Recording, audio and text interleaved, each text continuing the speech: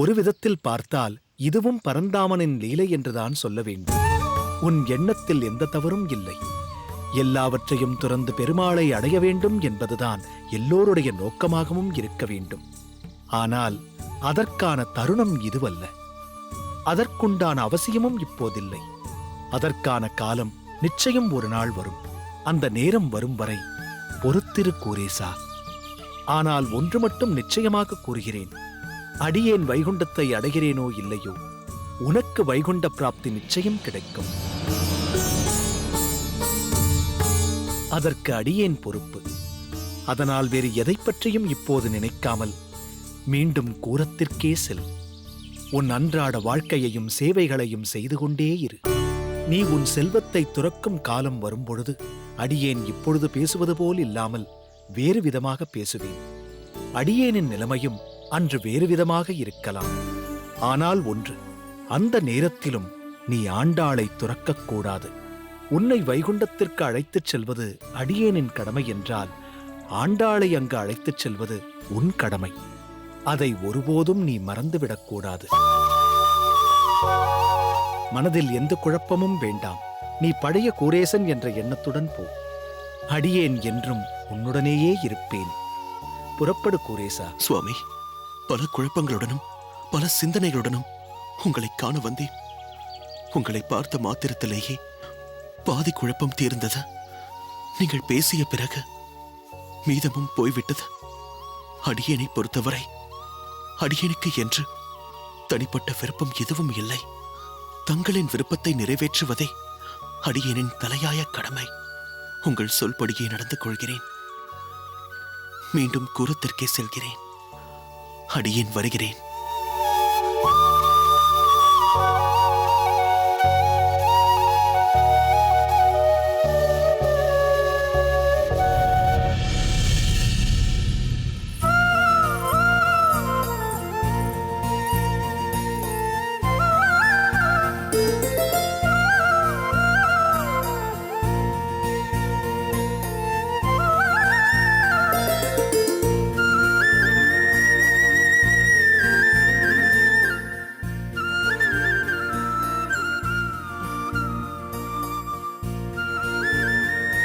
வேதநாயகி, நீ எப்போது வந்தாய்? சற்று நேரம் முன்புதான் வந்தேன் அம்மா. இந்தாருங்கள், வெண்ணையும் கற்கண்டும் கலந்த நவநீதம். கண்ணனுக்கு இது மிகவும் பிடிக்கும். கண்டருள பண்ணுவதற்காக இதை கொண்டு வந்தேன். அது சரி, நவநீதத்தை கொண்டு வந்துவிட்டு பகவானுக்கு அதை கண்டருள பண்ணாமல் ஏன் என்னையே பார்த்து கொண்டிருக்கிறாய்? கண்டருளச் செய். சரி அம்மா.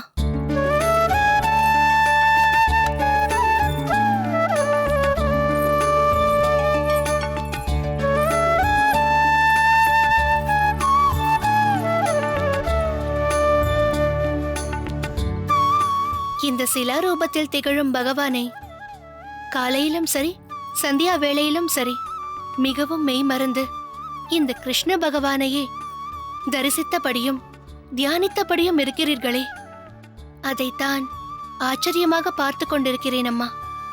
நானும் நித்தியப்படி இவரை தரிசித்துக் கொண்டுதான் இருக்கிறேன். ஆனால் உங்கள் அளவுக்கு எனக்கு லயிப்பு ஏற்படவில்லையே.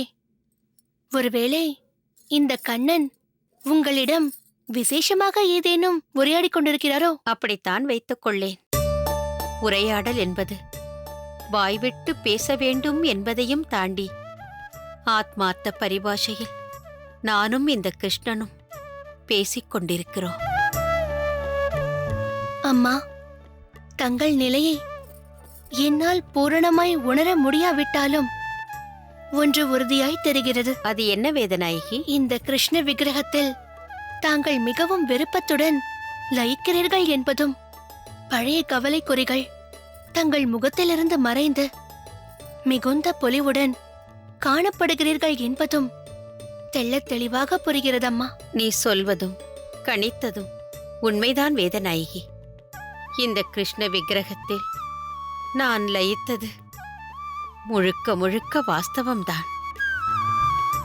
பகவானுக்கும் நமக்கும் ஒரு தொடர்பை நித்தியமாக ஏற்படுத்தி கொடுப்பதில் ஒரு பாலமாக இருப்பவர் ஆச்சாரியர் எம்பெருமானுடைய ஆனந்தமான மேன்மைகளை நம்மிடம் எடுத்துச் சொல்லியும் நம்முடைய வினயத்தை, சரணடைந்த மனநிலையை பரிபக்குவமாக பகவானிடம் எடுத்துச் சொல்லியும் அந்த எம்பெருமானின் பேரருட்கருணைக்கு பாத்திரமாகச் செய்வதும் ஆச்சாரியர்தான். அதன்படி எல்லோருமே ஒரு ஆச்சாரியரை அடைந்து அவரிடம் பக்குவமான கேள்விகளை கேட்டு அதற்கு தக்க தத்துவார்த்த பதில்களை அவரிடமிருந்து பெற்று உடலாலும் உணர்வாலும் அவருக்கு சேவைகள் செய்து வந்தால் கிடைப்பதற்கரிய வைகுண்ட பதவியை ஆச்சாரியர் நமக்கு மிகவும் எளிதாக பெற்றுத் தருவார் என்று என்னுடைய தகப்பனார் அடிக்கடி சொல்லுவார். ஆனால் என்ன செய்வது? இந்த அடியவள் ஆச்சாரியரை அண்டி அவருக்கு சேவை செய்யும் நிலையை இப்பொழுது பெற்றிருக்கவில்லையே. அவரை தரிசிப்பதும் சாத்தியமற்று போயிற்று. ஆனால் இந்த கிருஷ்ண விக்கிரகம் ஆச்சாரியராலேயே முக்கிய சிஷ்யரான திருக்கோஷ்டி நம்பியிடம் ஒப்படைக்கப்பட்டது. அவர் இதை இந்த அடியவளுக்கு அருளிவிட்டார். என்னை பொறுத்தவரை இந்த விக்கிரகத்திற்கும் ஆச்சாரியருக்கும் எந்த வித்தியாசமும் இல்லை.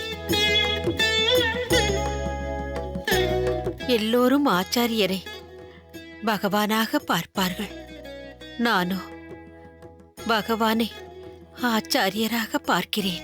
என்னுடன் ஆச்சாரியர் இருப்பதாகத்தான் உணர்கிறேன். தங்கள் பேச்சில் ஆழ்ந்த பொருள் உள்ளதம்மா.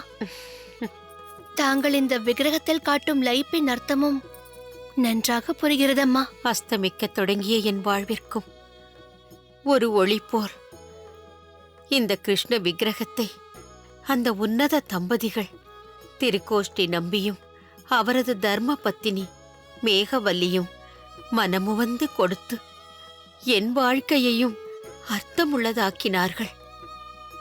அவர்கள் ஒரு குறையும் இல்லாமல் என்றும் சுகமாயிருக்க வேண்டும். அவர்களை காண வேண்டும் என்ற ஆசைதான். ஆனால் என்ன செய்வது? வெகு தொலைவில் இருக்கிறார்களே. அவர்கள் வெகு தொலைவில் இல்லை அம்மா, அருகில்தான் இருக்கிறார்கள்.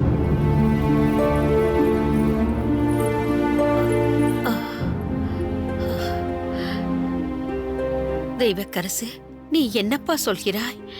உண்மையைத்தான் சொல்கிறேன் அம்மா. உங்கள் பாராட்டை அவர்களிடம் நேரடியாக தெரிவிக்கும்படி அந்த உன்னத தம்பதிகள் நம் அகத்திற்குத்தான் வந்திருக்கிறார்கள். கூடத்தில்தான் காத்திருக்கிறார்கள். வாருங்கள் அம்மா.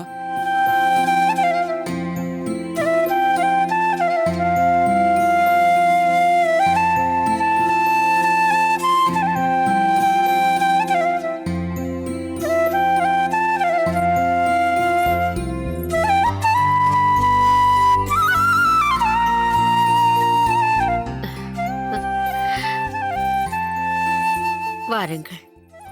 வாமா மேகவல்லி, உங்கள் இருவரையும் பார்த்து எவ்வளவு நாளாகிவிட்டது. முதலில் தங்களுக்கு எங்கள் இருவரின் வந்தனங்கள். உட்காருங்கள். தாங்களும் அமருங்கள். சரி.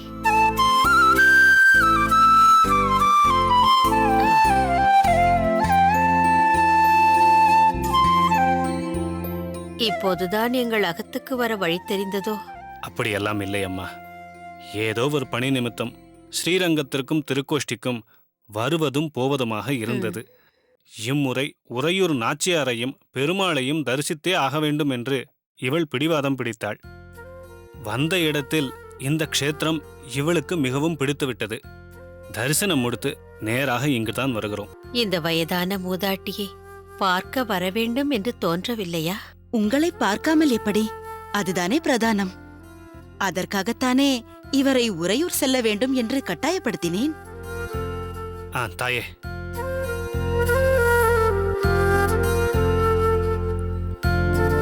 இந்த அருங்கள் கோவில் பிரசாதம்.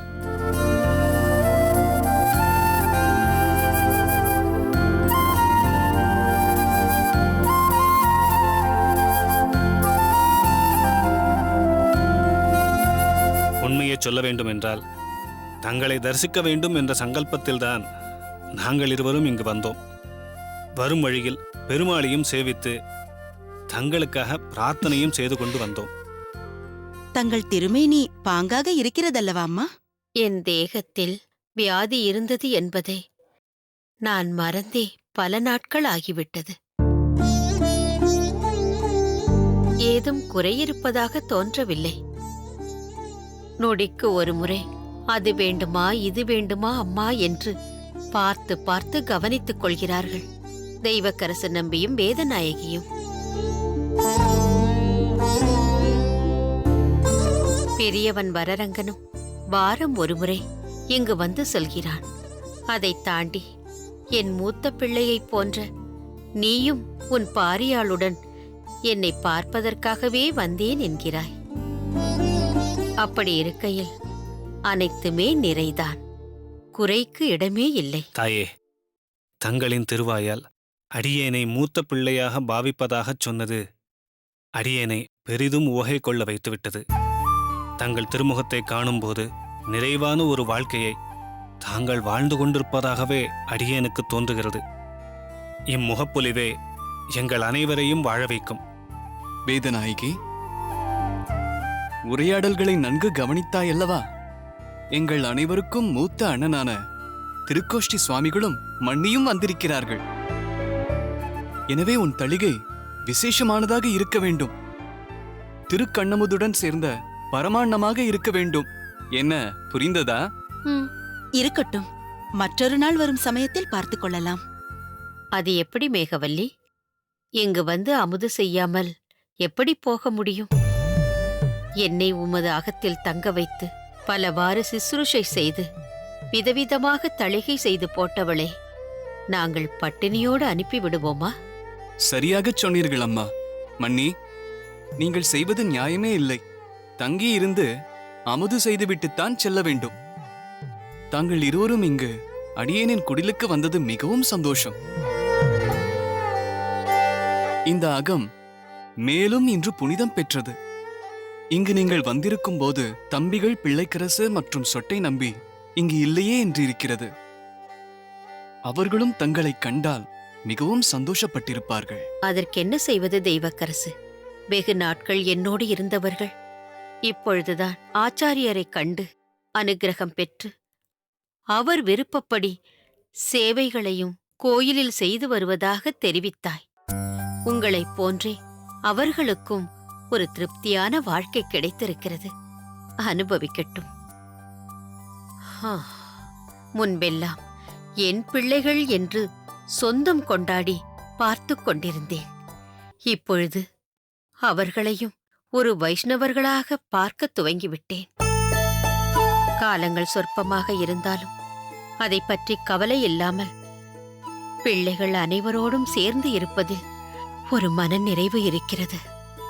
அது போதும். அந்த மனநிறைவை எங்களுக்கும் நீங்கள் தர வேண்டும் தாயே. அடியேனை தங்கள் மூத்த பிள்ளை என்று நீங்கள் குறிப்பிட்டீர்கள் அல்லவா? இந்த பிள்ளையின் கோரிக்கை ஒன்று உள்ளது. அதை தாங்கள் நிறைவேற்றித் தர வேண்டும். என்னப்பா அது? என்ன கோரிக்கை? தாங்கள் இந்த அடியவனின் குடிலுக்கு வந்து சில நாட்கள் தங்க வேண்டும். ஒரு மகனைப் போல் அடியேனும் உங்களுக்கு சிசுருஷை செய்ய வேண்டும். இதுதான் எங்கள் இருவரின் கோரிக்கை. என்ன தாயே, ஒன்றும் சொல்லாமல் இருக்கிறீர்கள்? நான் சொல்வதை விட தெய்வக்கரசி இக்கோரிக்கைக்கு பதில் சொல்வதுதான் சரியாக இருக்கும். என்னம்மா இது? திடீரென்று என்னை கை காண்பித்து விட்டீர்கள். அடியேனுக்கு என்ன பதில் சொல்வதென்றே தெரியவில்லை. அடியேனுடன் தாயாரை அனுப்பி வைப்பதில் தங்களுக்கு ஏதேனும் சங்கடம் உள்ளதா தெய்வக்கரசு நம்பி? சங்கடமா? அடியேனுக்கா? தாயார் எங்கிருக்கிறார்களோ என்று ஒரு சமயம் அடியேனும் அரையரண்ணாவும் தேடி அலைந்த போது தங்களால் அன்றோ நாங்கள் எங்கள் தாயாரை மீண்டும் பெற்றோம். அப்படிப்பட்ட உபகாரியான தங்கள் கோரிக்கையை மறுப்பதற்கு அடியேன் யார்? தங்களுடன் தாயாரை அனுப்பி வைப்பதில் அடியேனுக்கு எந்த ஆட்சேபனையும் இல்லை. தாங்கள் தாராளமாக அழைத்துச் செல்லலாம். பிறகென்ன தாயே, தெய்வக்கரசு நம்பி தெள்ளத் தெளிவாக சொல்லிவிட்டார். தாங்கள் அவசியம் அடியேன் அகத்தில் தங்கி எங்களை தன்யர்களாக்க வேண்டும். அம்மா தன் இளைய பிள்ளைகள் இருவரை பற்றியும் யோசிக்கிறார்கள் போலிருக்கிறது. கவலைப்பட வேண்டாம் தாயே. அடியேன் ஏற்கனவே அரையரிடம் இதை பற்றி பேசியிருக்கிறேன். அவரும் பிள்ளைக்கரசு நம்பியையும் சொட்டை நம்பியையும் அடியேனின் அகத்திற்கு மற்றொரு நாள் அழைத்து வருவதாக வாக்கு கொடுத்திருக்கிறார். எனவே வருந்த வேண்டாம். நீங்கள் எங்களோடு வர சம்மதித்தால் அதுவே போதும். மற்ற 3 பிள்ளைகளையும் திருக்கோஷ்டியில் வைத்தே பார்த்து விடலாம். சரி என்று சொல்லுங்கள் தாயே. அம்மா, உங்களை கட்டாயப்படுத்தி அனுப்பி வைக்க அடியேன் பிரியப்படவில்லை. அதே சமயம் திருக்கோஷ்டி அண்ணா முன்வைத்த கோரிக்கையில் உள்ள நியாயத்தையும் அர்த்தத்தையும் அடியேனால் மறுக்கவும் முடியவில்லை. உங்கள் விருப்பப்படியே செய்யுங்கள். எனக்கும் இவர் சொல்வதுதான் சரி என்று தோன்றுகிறதம்மா. பிறகு என்னம்மா, சரி என்றுதான் சொல்லுங்களேன். சரி.